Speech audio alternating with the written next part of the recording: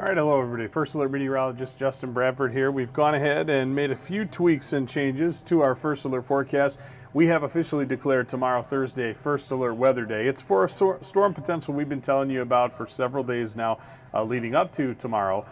But now it's looking like we have an increased confidence, greater likelihood to see some severe weather out of this system that'll move into the Great Lakes. So that's something that we'll talk about a lot in this update to your First Alert forecast. So with that coming tomorrow to parts of the area, you might want to take advantage out there today. We've actually got a pretty good one ongoing. Even though cloud cover has kind of held on, you can see the US 127 Skycam out there has featured temperatures climbing into the upper 50s in some spots. Most of us are in the mid 50s out there this afternoon, but a few of us starting to creep up a little bit. Coldwater, one of those spots, as well as Ionia.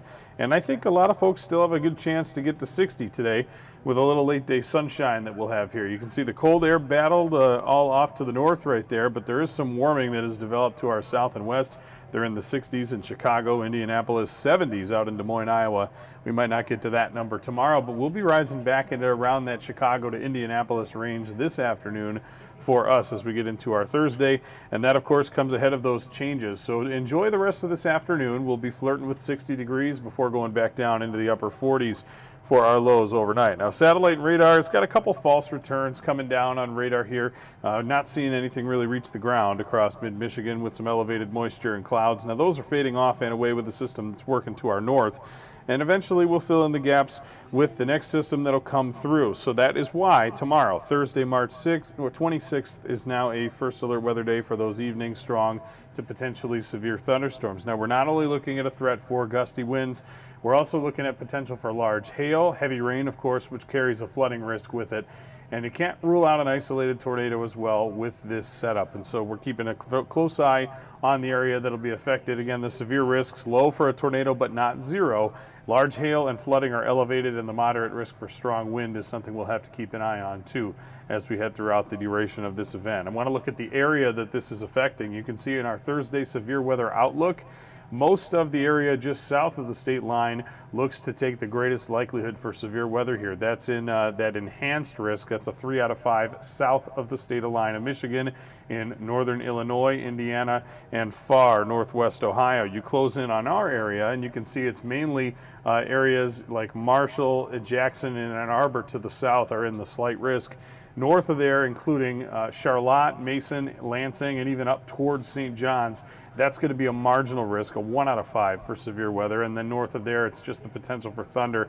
I do think that most of the impacts are likely to be closer towards the state line you get tomorrow, but all of us need to be severe weather aware heading into our late Thursday. The time frame window, which you'll see in the hour by hour in a moment, is generally going to be between about 5 and 9 or 10 o'clock in the evening. So we'll keep eyes on that over the next 24 hours. In the meantime, keep enjoying the rest of this afternoon if you're able. Once again, we got numbers back probably into the lower 60s and then back down to the upper 40s by tomorrow morning. So we wake up to some fairly mild conditions for the time of year. It's a dry start to the day, may not end that way. You can see here in the afternoon we develop a couple of rain showers. That's actually going to be a good thing possibly for us tomorrow, as we'll be able to use up some of the energy in place ahead of any potential storms that come later. But you can see that those do go through heading into the evening. By 9 o'clock, it's back behind us in many spots. And overnight, we're actually going to cool down in a big way. Temperatures free fall into the 20s heading into Thursday night. So that's going to be our next first alert to give you after the storm threat. We look at much cooler temperatures to end the week. In fact, Friday's highs, they're probably not going to break out of the 30s as we go throughout the rest of Friday afternoon. So we're taking a look at that high temperature trend, and it is a pretty sharp drop between Thursday and Friday, about 25 degrees or so as far as the high temperature goes. And it's a slow, gradual climb back through March's final weekend. Next week, we start off with some temperatures in the 60s, eventually cool back to the 50s for a couple of days, and that's going to come with a wetter pattern too. So again, we want you to have that first alert in the 10-day forecast for tomorrow, Thursday, a first alert weather day, again, due to that potential for strong to potentially severe thunderstorms concentrated along and south of I-94. But even if you're north of I-94, including Charlotte, Mason, and Lansing, you want to be first alert And make sure you're checking back for updates in case that system does decide it wants to send a few storms north in the area as well. Friday's then a much cooler day, highs in the 30s. And then Saturday back in the mid-40s, upper 50s Sunday on Palm Sunday, and then we go into mid-60s next Monday. Could be even warmer by the time we get there, with a strong south-southwest wind developing. And that'll all come ahead of a showery pattern. You see rain on all 5 of the final 5 days of our 10-day first alert forecast for that potential heading out into next week. So that's something that we're going to keep an eye on as well. So again, you're going to want to tune back in with us on your first alert weather forecast updates. And once again, we'll have an update coming up with the weather on Studio 10, which is airing at 3 o'clock today. And then in our 90 minutes of news when you join us this evening, first alert meteorologist Andy Provenzano will have an update. Of course, chief meteorologist Darren Rockhold will then have more updates coming in our News 10 Today show tomorrow morning as you get closer to the event. So when you wake up, be sure to check back your first alert weather app, News 10 Plus, our on-air platforms as well when we are streaming the shows.